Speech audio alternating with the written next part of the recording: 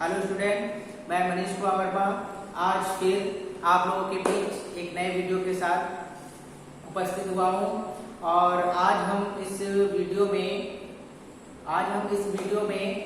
Class 9 के जो chapter चल रहा था त्रिभुज, उसी के क्रम में आगे बढ़ते हुए एक नया वीडियो लेकर उसी क्रम में आया हूं। और आज हम इसमें कुछ क्वेश्चनों को सॉल्व करेंगे जो आप लोगों की प्रश्नावली में दिए गए हैं। तो इन क्वेश्चनों को सॉल्व करने से पहले हम बता दें कि जो है अब आप जो इससे पहले वाला जो वीडियो है उसको आप जरूर देखिए। उसमें हम लोगों ने चर्चा की थी त्रिभुज और त्रिभुज से संबंधित कुछ प्रमेय, जिनका उपयोग आगे प्रश्नावली के क्वेश्चनों में आपको होना है। तो वो वीडियो आप जरूर देखें। और फिर आज हम इस वीडियो में बात करेंगे प्रश्नावली के कुछ क्वेश्चनों के बारे में, और क्वेश्चन किस टाइप के पूछे जा रहे हैं और किस प्रकार के आते हैं क्वेश्चन, इन सब से हम आज इस वीडियो में चर्चा करेंगे। तो चलिए शुरू करते हैं। सबसे पहले बात कर लें कि त्रिभुज की सर्वांग समता के बारे में हम लोगों ने पढ़ा है। उसकी सर्वांग समता कितने प्रकार से प्रूव की जा सकती है। इन दो त्रिभुजों में अगर आपको सर्वांग समता का रिलेशन दिखाना है तो उसके लिए हम लोगों ने पढ़ा था 3 अनुप्रयोग पढ़े थे उनके। और सबसे पहले तो ये पहला था कि हम जब दो त्रिभुजों में दो भुजाएं और एक कोण बराबर दिखा देते थे तब हमारा त्रिभुज क्या हो जाता था, सर्वांग सम हो जाता था। और फिर दूसरी जो उसकी कसौटी थी सर्वांग समता की, वो थी हमारी कि उसमें दो कोण और एक भुजा दिखा दिया जाता था, तब हमारा त्रिभुज सर्वांग सम हो जाता था। और तीसरी कसौटी थी कि अगर दोनों त्रिभुजों में तीनों भुजाएं बराबर हो जाए तब हमारा जो त्रिभुज है वो सर्वांग सम हो जाता है।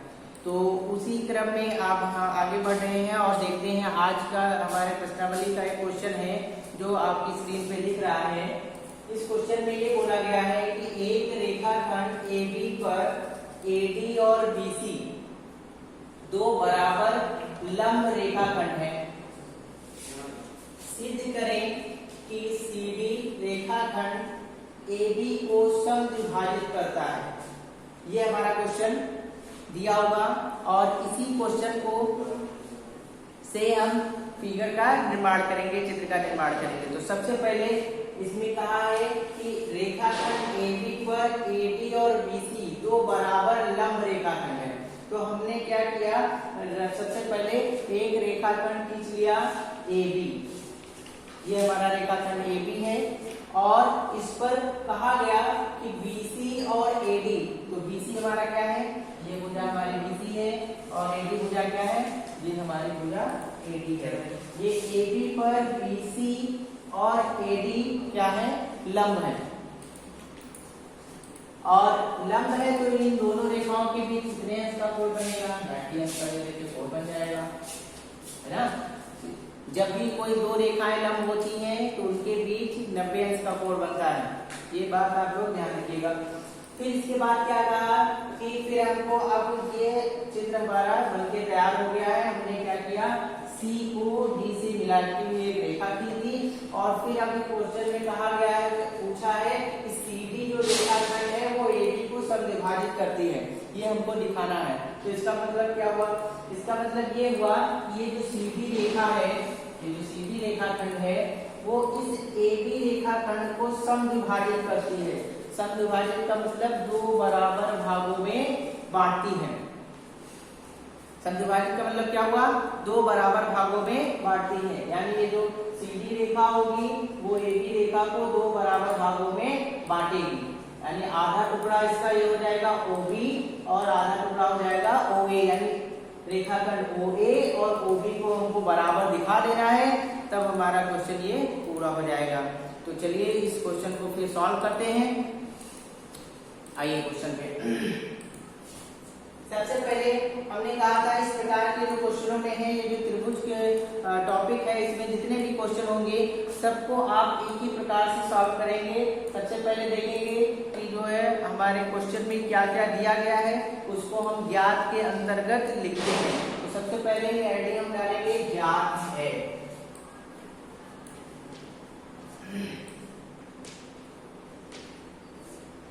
ज्ञात है।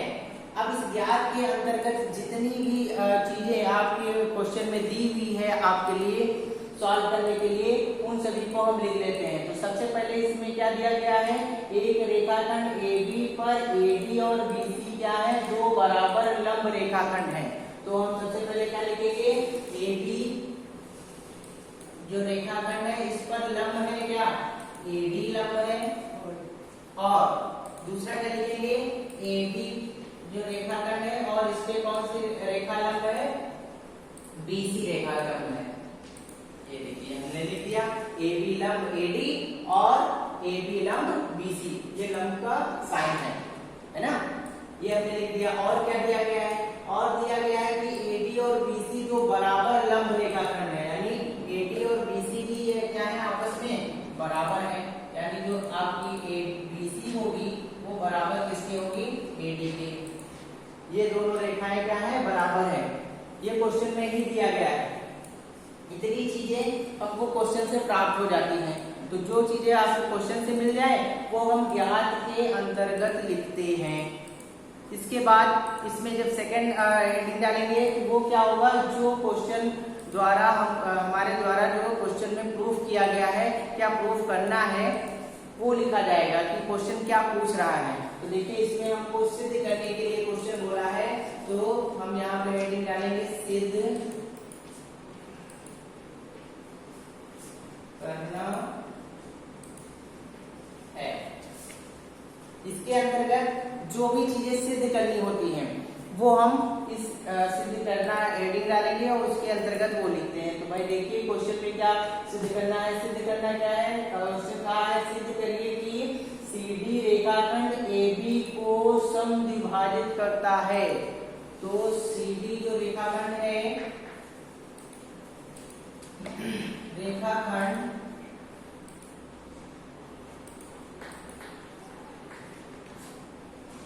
AB को समद्विभाजित करता है।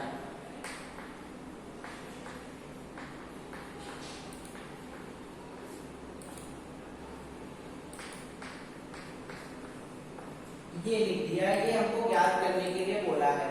अच्छा आप ये देखिए, ये जो CD रेखाखंड है ये AB को समद्विभाजित करता है, कहने का मतलब इसको AB को दो बराबर भागों में बांटता है। तो इसको हम एक और प्रकार से लिख सकते हैं, अगर हम OB बराबर क्या दिखा दें, OA, अगर हम OB बराबर OA दिखा दें तो ये क्वेश्चन जो प्रूफ करना है वो हमारा प्रूफ हो जाएगा आसानी से। तो चलिए इसके सॉल्यूशन पे आते हैं, देखते हैं, सॉल्व करते हैं इसको। तो सॉल्व करने के लिए आप हेडिंग डालेंगे उत्पत्ति।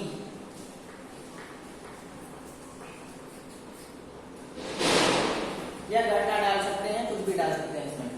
तो चलिए इसके अंतर्गत इसको सॉल्व किया जाए। इसको देखिए किस प्रकार से हम सॉल्व करेंगे। इसको सॉल्व करने के लिए अगर हमको इन दोनों रेखाओं को बराबर दिखाना है तो देखिए इस चित्र में दो त्रिभुज आपको नजर आ रहे हैं। कौन कौन से त्रिभुज, OBC, एक ये त्रिभुज हमारा है और दूसरा त्रिभुज है ODA। ये दो त्रिभुज हमको इस चित्र में नजर आ रहे हैं। अगर हम क्या करें, ध्यान सुनिएगा, इन दोनों त्रिभुजों को एक दूसरे के बराबर दिखा दें। इन दोनों त्रिभुजों को एक दूसरे के क्या दिखा दे, बराबर दिखा दे, यानी इन दोनों त्रिभुजों को एक दूसरे के सर्वांशम दिखा दे।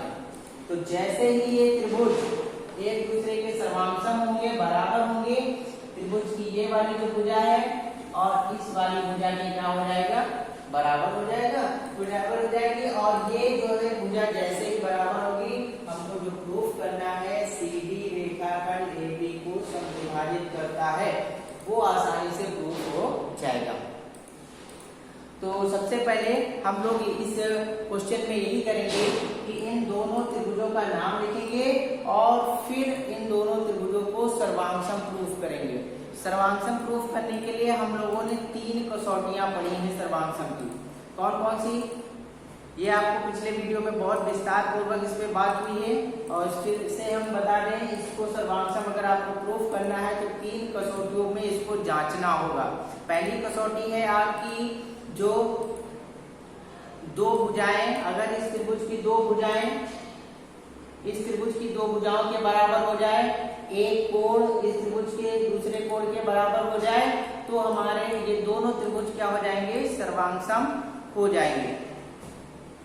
ये तो हमारी हुई पहली कसौटी। दूसरी कसौटी क्या बोलती है? दूसरी कसौटी कहती है कि अगर हमारे इस त्रिभुज में दो कोण और एक भुजा बराबर हो जाए तो हमारा भी त्रिभुज, तब भी हम सर्वांक्षम इस त्रिभुज को दिखा सकते हैं। और तीसरी कसौटी कहती है कि अगर दोनों त्रिभुज की तीनों भुजाएं दूसरे वाले त्रिभुज की तीनों भुजाओं के बराबर हो जाए तो हमारे त्रिभुज क्या हो जाएंगे? सर्वांक्षम हो जाएंगे। इन तीनों कसौटियों को लेकर हम इन दोनों त्रिभुजों में क्या करेंगे? जांचेंगे। अगर हमारे त्रिभुज ये सर्वांक्षम आ रहे हैं तो हम आसानी से इसको क्या कर ले रहे हैं? प्रूफ कर लेंगे। तो चलिए शुरू करते हैं। जब भी कभी दो त्रिभुजों को आपको सर्वांक्षम प्रूफ करना होता है तो आप इन दोनों त्रिभुजों का सबसे पहले क्या लिखते हैं? नाम लिखते हैं। तो सबसे पहले त्रिभुजों का नाम लिखेंगे। त्रिभुज, इस त्रिभुज का नाम क्या होगा? त्रिभुज ओ ए डी व त्रिभुज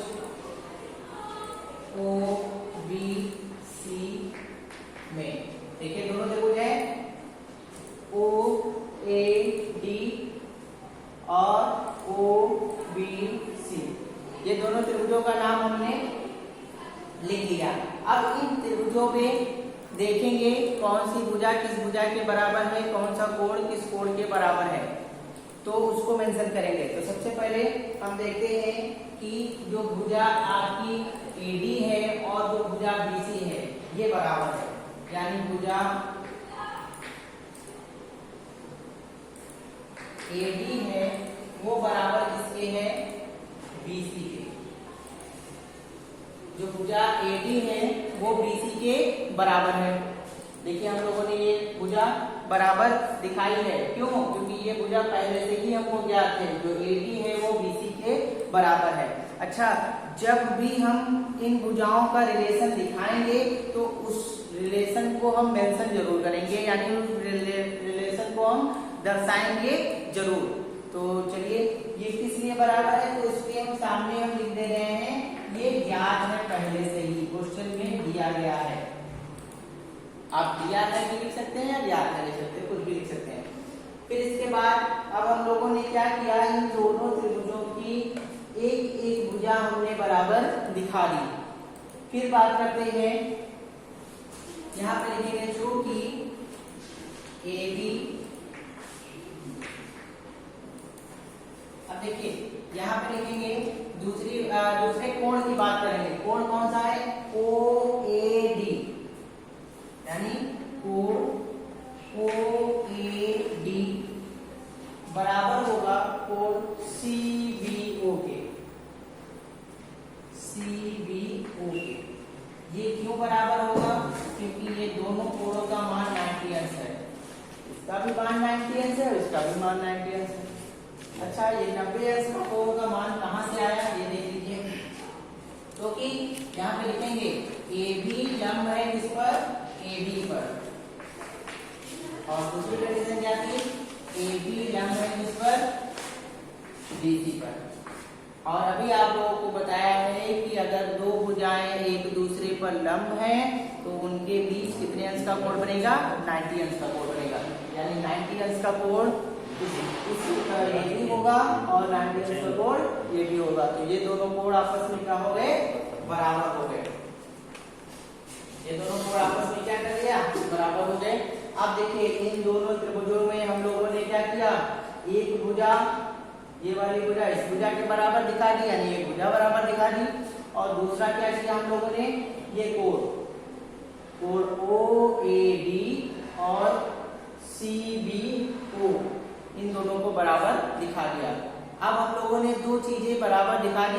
अब एक कोई चीज यानी कोई भुजा मिल जाए हमको कोई एक, या एक कोई कोण मिल जाए, अगर बराबर हो जा रहा है तो हमारे त्रिभुज आसानी से क्या हो जाएंगे, सर्वांग सम सिद्ध हो जाएंगे। तो चलिए शुरू करते हैं। अब हम देखेंगे कि ये जो बिंदु O है इस पर जो रेखाखंड रेखाएं हैं CD और AB, ये एक दूसरे को प्रतिच्छेदित कर रही हैं, काट रही हैं।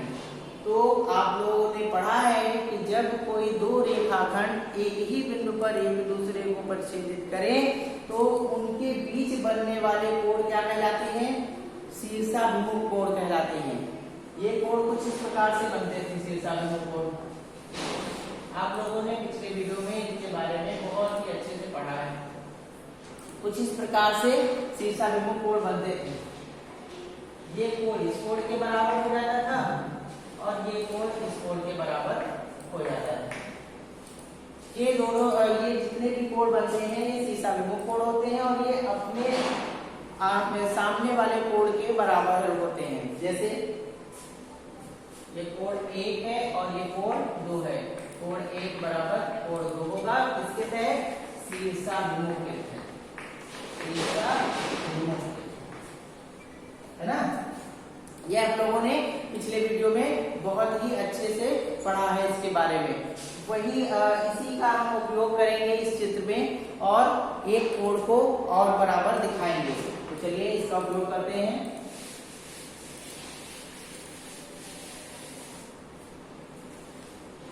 चलिए आगे देखेंगे, यहाँ पर ध्यान से देखिएगा, कोण DOA, एक कोण हमारा ये है DOA और दूसरा कोण क्या है हमारा COB, दूसरा कोण ये है COB। ये कोण भी आपको दिख रहे होंगे कि शीर्षाभिमुख कोण है। ये कोण भी आप लोगों को दिख रहे होंगे कि ये कोण क्या है, शीर्षाभिमुख कोण है। तो ये भी कोण आपस में क्या होंगे, बराबर होंगे। शीर्षाभिमुख की प्रॉपर्टी है कि ये शीर्षाभिमुख कोण आपस में क्या होते हैं, बराबर होते हैं। तो इन कोणों का नाम लिखेंगे, कोण DOA बराबर होगा कोण OBC। क्यों बराबर होगा, इसको लिखना जरूरी है। शीर्षाभिमुख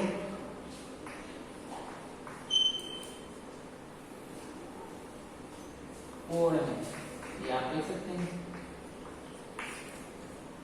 अब देखिए हम लोगों ने क्या किया, इन दोनों त्रिभुजों में एक भुजा बराबर दिखा दी और एक कोण बराबर दिखा दिया और एक ये शीर्षाभिमुख वाला कोण भी बराबर दिखा दिया। यानी इन दोनों त्रिभुजों में दो कोण और एक भुजा हम लोगों ने क्या कर दिया, बराबर दिखा दिया। जैसे ही ये बराबर हमने दिखाया, त्रिभुज जो हमारा होगा त्रिभुज OAD ये सर्वांगसम हो जाएगा त्रिभुज OBC के। ये दोनों त्रिभुज क्या हो जाएंगे, सर्वांगसम हो जाएंगे। किसके तहत सर्वांगसम होंगे, इसमें देखिए दो कोण हमने बराबर दिखाए हैं और एक भुजा यानी SAA, दो कोण और एक भुजा हमने बराबर दिखाई है। इसके तहत ये त्रिभुज क्या हो जाएंगे, सर्वांगसम हो जाएंगे। और जैसे ही ये दोनों त्रिभुज सर्वांगसम होंगे तो सर्वांगसम की प्रॉपर्टी क्या होगी कि इन दोनों त्रिभुजों के तीनों कोण और तीनों भुजाएं एक दूसरे के क्या हो जाएंगी, बराबर हो जाएंगी। तो जैसे ही ये सर्वांगसम दिखाएंगे त्रिभुज तो हमारी जो भुजा होगी OA और OB ये दोनों आपस में क्या हो जाएंगी, बराबर हो जाएंगी। तो हम यहाँ पे लिखेंगे अतः भुजा OB बराबर क्या हो जाएगा, OA। ये हमने क्या कर दिया, प्रूफ कर दिया। और अगर OB OA के बराबर हो जा रही है तो हम कह सकते हैं कि रेखाखंड AB को रेखाखंड CD समद्विभाजित करेगा, यानी दो बराबर भागों में बांटेगा। तो हम यहाँ पे लिख देंगे। इसलिए जो रेखाखंड होगा CD, इसलिए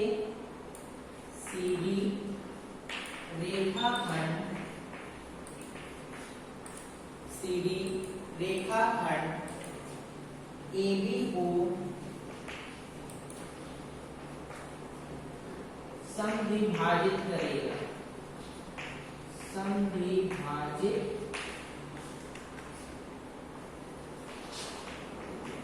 करेगा। यही हमको प्रूफ करना था और हम लोगों ने आसानी से इसको क्या कर दिया, प्रूफ कर दिया। बिल्कुल इसी प्रकार से बहुत सारे क्वेश्चन आपकी एक्सरसाइज में दिए हुए हैं जिनको आप लोग सॉल्व करिएगा, और ऐसे ही बहुत सारे क्वेश्चन आप लोगों के एग्जाम्पल में भी दिए हुए हैं, उनको भी आपको सॉल्व करना है। और अगर इन क्वेश्चनों में कोई भी प्रॉब्लम आती है तो आप ग्रुप पर या कमेंट करके आप हमको बता सकते हैं। उसका सलूशन हम अगले वीडियो में आप लोगों के लिए लाएंगे। तब तक के लिए आप लोग इन प्रश्नावली, इन क्वेश्चनों की प्रश्नावली को सॉल्व करेंगे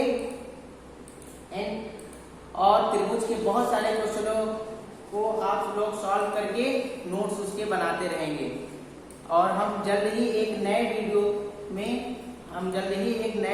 में आप लोगों को एक नए टॉपिक के साथ फिर से मिलेंगे हम एक नए वीडियो में। तब तक के लिए नमस्कार।